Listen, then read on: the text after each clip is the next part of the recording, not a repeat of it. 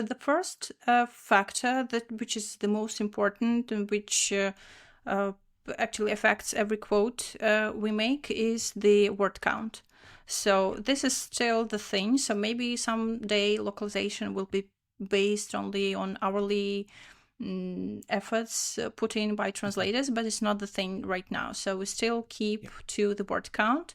So you need to understand how many words are in your game. So it really depends mostly on that. So for some games which are not heavy on narrative, it may be about 1,000, 1,500 words, and it's okay. So it's just UI and menus, and it's really not a big amount. So in this case, the cost would go from like $80 to $150 per language, depending on the language, because some languages are a bit more expensive than the others.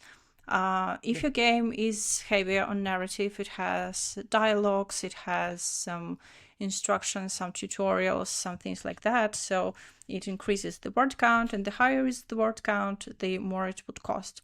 Another thing I always ask developers to consider is localization quality assessment. So when the game is translated and you have implemented the translations in the game, so you need to give it to somebody to check it for any errors, any mistakes in context, or maybe technical mistakes like hanging strings or something like that, so that you make sure that your translation really looks the part and really does what it should do.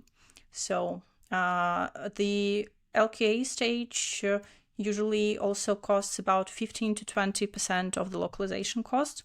So this is this also depends on how long your gameplay actually is.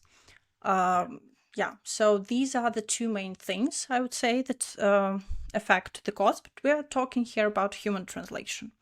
So if we're going again to AI translation, for now, a lot of companies, Alconost included, we provide the service which is called machine translation post-editing.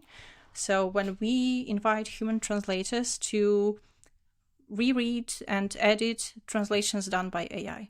So for that, the costs may drop considerably by 40% sometimes by 50%. It depends on the language. It depends on a lot of things. It depends on the type of game. Also, for some games, it just wouldn't work if they are full of puns and references and you want to keep them all. Maybe you should go for human translation. If you have something simpler, then this may be your option.